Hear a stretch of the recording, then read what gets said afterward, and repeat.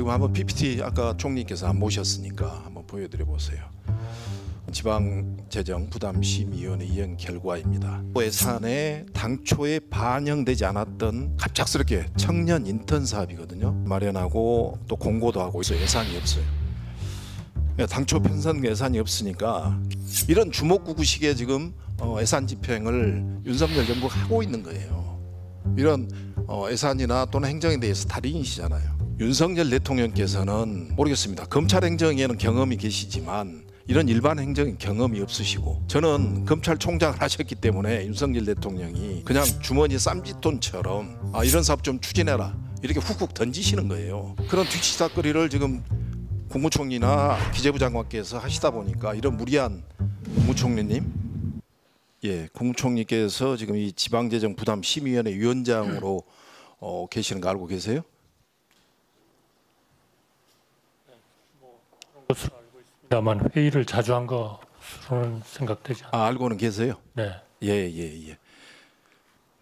지금 이 지방재정부담심의위원회가 2011년도에 이명박 정부 때 법이 개정이 됐고, 그리고 2013년도에 박근혜 정부에서 이게 잘 이행이 기재부가 말을 듣지 않으니까 행안부 장관이 위원장인 것을 격상을 해서 이제 국무총리를 위원장으로 이렇게 해놨다는 말씀을 제가 지난번 경제부처 질의할 때 제가 알려드렸는데, 지금 한번 PPT 아까 그 이행 내용 한번 총리께서 모셨으니까 한번 보여드려 보세요. 올해 8월에 지금 열린 지방재정부담심의위원회 이행 결과입니다. 전체적으로 보면 대부분 청년, 장애인, 아동 이런 취약계층을 위한 사업 예산이거든요. 2024년도 우리 정부 예산 보면 부총리께서 지난번에 인사 말씀하실 때 약자 보호를 강화한다는 게 첫 번째 안건이었습니다.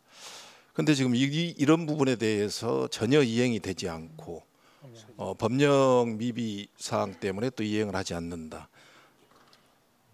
지난 8월에 이 10건에 대해서 의결을 했으면 뭔가 하나라도 기재부가 성의를 보이거나 이렇게 해야 될 텐데 전혀 이런 부분에 대해서 지속적으로 반대 이렇게 하고 있거든요. 이렇게 돼버리면 국가 보조 사업에 대해서 조금이라도 자치단체의 매칭 부담을 덜어주려고 법적으로 만든 위원회인데 이거 유명무실하지 않습니까?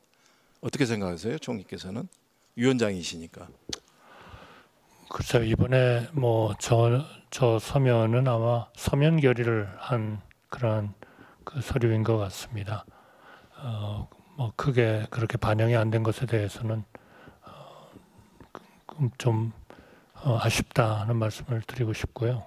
네, 그렇습니다. 그러니까 저런 것도 지금 지키지 않으면서 2024년도 예산을 약자 보호를 강화하겠다, 약자를 지원하겠다 이렇게 이야기하고 있는 게 이게 지금 맞지가 않다는 거죠. 그래서 저는 이렇게 생각합니다. 지금 지방재정부담심의위원회를 지속을 할 것인지, 아니면 아예 아까도 서면 결의하지, 서면 결의니까 지켜지지 않지, 그러면 뭐 하려고 이걸 만들어서 운영을 합니까?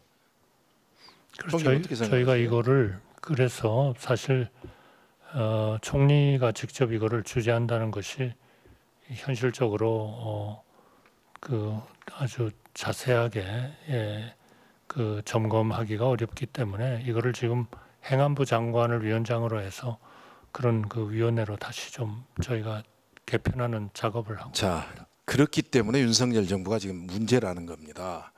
대통령은 지금 부산 다니시면서 세종 다니시면서 지방화 시대 말씀하시고 지방시도위원회 만들어서 모두가 잘 사는 지방을 만들겠다 이렇게 이야기하면서 정부 부처에서는 지금 지방재정을 도와줄 수 있는 이런 지방재정부담심의위원회 이런 부분까지도 이제 이명박 정부나 박근혜 정부보다 더 낮추는 거잖아요.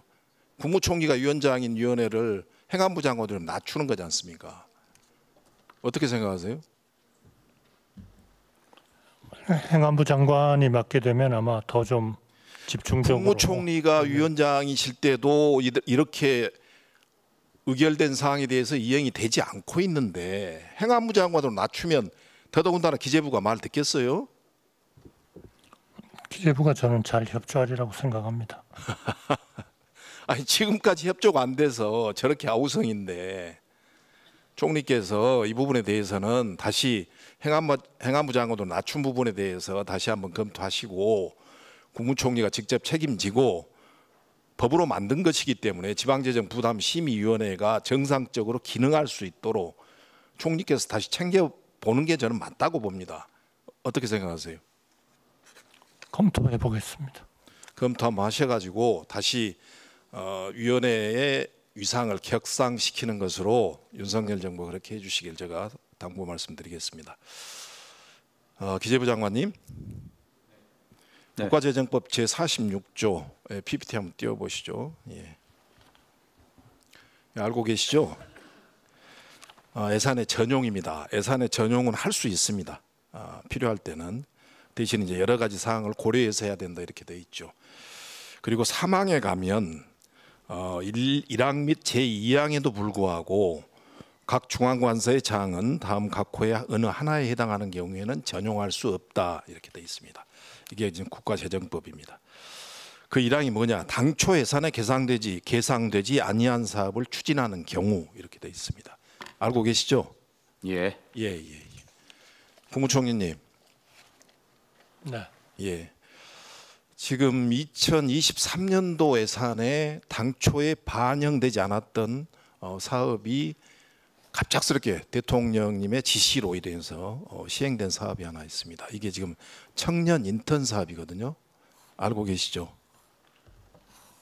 네, 2022년 10월부터 진행이 2022년 10월 11일 날 국무회의에서 대통령께서 지시하셔서 청년의 일 경험 기회를 확대를 위해 중앙부처 등 공공부문에 청년 인턴을 활성화하라 이렇게 지시를 하기 때문에 지시를 해서 전혀 2023년도 예산안 심의도 되지 않았던 이런 일들이 대통령 지시가 떨어지니까 군사작전하듯이 추진이 됩니다. 그래서 총리실에서는 2023년에 저렇게 활성화 계획 발표를 하고 각 부처에 할당 인원을 배분을 했습니다. 그리고 청년 인턴 채용을 할당받은 부처는 채용 계획을 마련하고 또 공고도 하고 일사불란하게 이렇게 움직입니다. 근데 돈이 없어요. 예산이 없어요. 당초 편성 예산이 없으니까 기재부가 각 기관별로 자체 예산을 활용해서 예산을 마련하라고 지시를 하고 또 각 부처는 이것을 전용하기 위해서 이제 기재부에 전용 승인을 요청을 합니다. PPT 한번 보시죠. 예.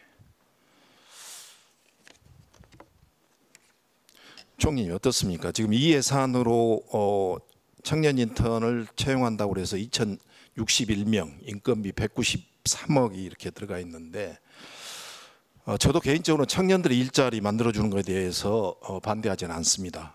가능하면 정부에서 청년들에게 다양한 일자리를 만들어주는 게 필요하죠. 그렇지만 이런 사업들도 대통령이 말 한마디 한다고 해서 국가재정법 46조를 위반해 가면서까지 이렇게 사업을 진행해야 되는지 저는 이건 좀 납득이 가지 않습니다. 만약 이런 사람을 진행하려면 저희 문재인 정부 때도 추진했던 지역형 청년 일자리 사업 이렇게 기본적인 계획을 수립하고 예산을 반영해서 사업을 진행해야 될 텐데 자 이렇게 국가재정법을 위반하면서까지 했던 청년 일자리 사업 총리께서는 어떻게 생각하세요? 국가재정법을 위반했다 하는 거에는 제가 좀 동의하기가 어려운데요.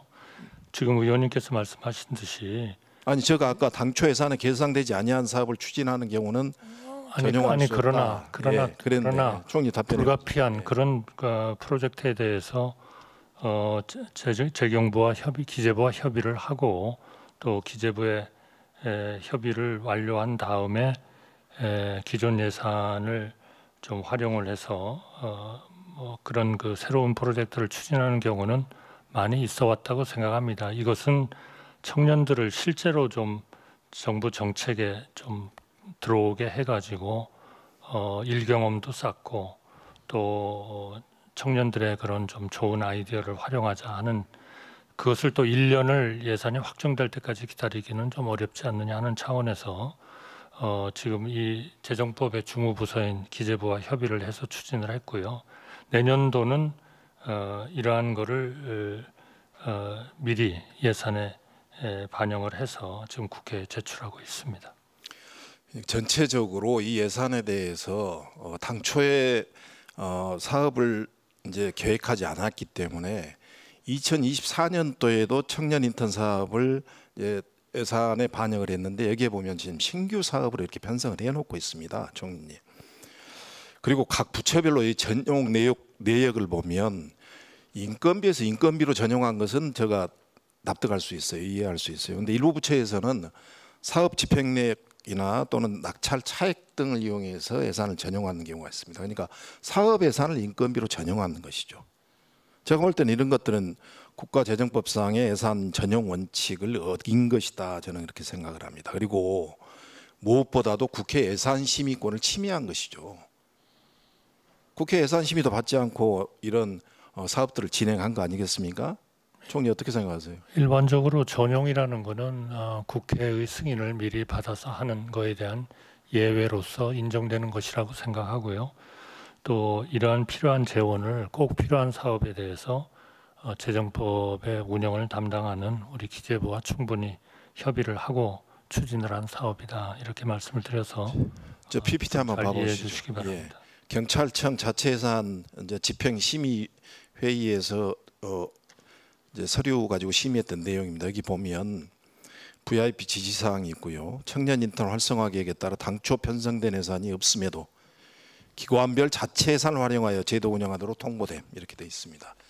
외교부 문서 한번 봐보시죠. 외교부 문서 봐보시면 밑에 봐보시면 자체 전용 신청 사유돼 있는데 두 번째 보면 해당 인력 대상 편성된 인건비 전무, 이렇게 되어 있습니다. 그러니까 이런 사업들을 이렇게 무리하게 대통령 말 한마디에 이렇게 추진한다, 이런 것들이 저는 문제라고 보는 것이죠. 그러니까 당초에 편성된 예산도 없죠. 또 해당 인력 대상 편성된 인건비 전무하죠. 근데 이제 이런 예산들이 없기 때문에, 돈이 없기 때문에 낙찰 차액이나 여러 가지 절감 재원들을 활용해서 이제 인건비를 만들어내는 것이죠. 이렇게 정부가 이 예산을 운영하거나 또 사업을 추진해서는 안 된다, 이렇게 봅니다. 이런 부분을 시정하시겠어요? 이미 이 부분은 이제 내년도에는 국회의 심의를 받도록 지금 국회에 제출을 하고 있고요. 올해 추진한 것은 불가피하게 이러한 청년들을 국정에 좀 참여시키고 또 일경험도 갖게 하자는 그런 필요성이 있었기 때문에 예산이 편성이 안 된 그러한 상황이지만 재정법을 운영하는 기재부하고 충분히 협의를 거쳐서 추진을 했다 하는 말씀을 드리겠습니다. 총리님, 이제 이렇게 무분별하게 사업을 추진하다 보니까 또 한 가지 문제가 발생이 됩니다. 이런 사업들에 대해서 저희들이 이 정부에서도 전혀 성과 평가를 할 수가 없는 것이죠. 그러니까 아까 제가 말씀드렸다시피 2024년도 이 사업은 신규 사업으로 들어와 있는 것입니다. 이런 부분에 대해서는 앞으로 총리께서 시정을 좀 해주시고요. 2024년도 총리께서 방금 2024년도 예산에는 사업을 계상해서 예산에 반영했다, 이렇게 말씀을 하셨는데 좋습니다. 2024년도 청년 인턴 예산 봐보십시다. 전체적으로 3,024명 369억을 예산에 지금 편성이 되어 있습니다. 근데 이것도 지금 문제가 심각합니다, 총리님. 총리님이 알고 계시죠? 대통령께서 지난 청년의 날 기념식에서 9월 14일 청년 인턴을 갑작스럽게 5,000명으로 확대해라, 이렇게 밝혔습니다. 그러고 나니까 바로 지금 국무조정실에서 이 부분에 대해서 또 지침을 내립니다. 5,205명을 채용을 확대해서 계획을 발표하고 여기에 대해서도 예산을 지금 늘렸습니다. 이 부분에 대해서 어떻게 생각하세요?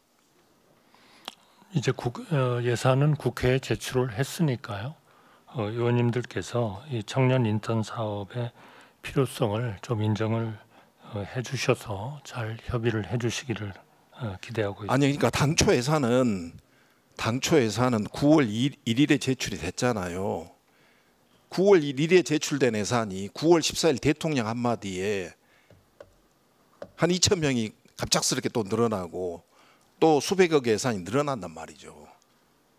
이런 주먹구구식의 지금 예산 집행을 윤석열 정부가 하고 있는 거예요.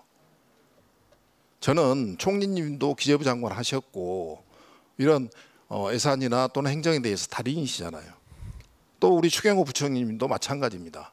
지금 현재 기재부 장관이시고 그래서 윤석열 대통령께서는 모르겠습니다. 검찰 행정에는 경험이 계시지만 이런 일반 행정에 경험이 없으시고 저는 검찰총장을 하셨기 때문에 윤석열 대통령이 그냥 주머니 쌈짓돈처럼 어떤 행사에 가셔서 이렇게 말씀하시고 이런 사업 좀 추진해라 이렇게 훅훅 던지시는 거예요. 그런 뒤치다거리를 지금 국무총리나 기재부 장관께서 하시다 보니까 이런 무리한 예산 편성들이 나오는 것이고 또 증액 예산이 나오는 거 아니겠습니까? 저는 대통령께 건의하셔야 된다고 봐요. 총리나 부총리께서. 저는 어떻게 생각하세요? 이런 부분에 대해서는요. 우선 그 상임위원회에서부터 충분히 좀 협의를 해서 저희 생각에는 가능한 한 많은 청년 인턴들이 이런 일경험과 정부의 역할을 알게 되면 앞으로 우리 이 청년들의 하나의 그런 뭐 취업이나 기타 정부에 대한 여러 가지 이해도를 높이는데 큰 도움이 될 것으로 보기 때문에 이거를 자, 총리님. 5천 명으로 늘리는 그러한 그 협의를 드리겠습니다만 이거는 그 의원님들께서 여야 간에 충분히 좀 협의를 하셔서 총리님 PPT 한번 주시기 봐주시죠. 바랍니다. 총리님 PPT 한번 봐주시죠. 지금 이 청년 인턴 예산과 관련돼서 봐보십시오. 2022년 정리를 좀 해드릴게요. 10월 11일 날 국무회의에서 대통령 지시가 있으니까 당초에 없던 사업을 끼워 넣기로 이렇게 무리하게 예산을 편성했습니다. 2023년 1월 17일 국무조정실 관계부처 합동 회의에서 이렇게 하죠. 자, 2023년 9월 1일 2024년도 정부 예산 제출이 됐는데 9월 14일 날 2주 뒤에 대통령께서 청년의 날 기념식에 가셔서 이렇게 말씀하시니까 급작스럽게 또 2,000명 확대돼서 5,000명으로 늘어납니다. 그리고 이제 10월 13일 국무조정실에서 청년 인턴 추가 확대안을 마련해서 통보를 하는 것이죠. 이렇게 가면 각 부처에서는 정말 아마 답답할 겁니다. 다시 또 어딘가에서 예산을 줄여서 인건비를 부담해야 될 거 아니에요. 이런 행정은 안 하시도록 대통령께 건의하시기 바랍니다. 총리님. 그렇게 해주시겠어요? 네, 노력하겠습니다. 예, 잘못된 것은 고쳐야죠. 인정하시고. 예. 그러나 이 부분은 의원님들께서 좀 검토를 해주셨으면 좋겠습니다. 예.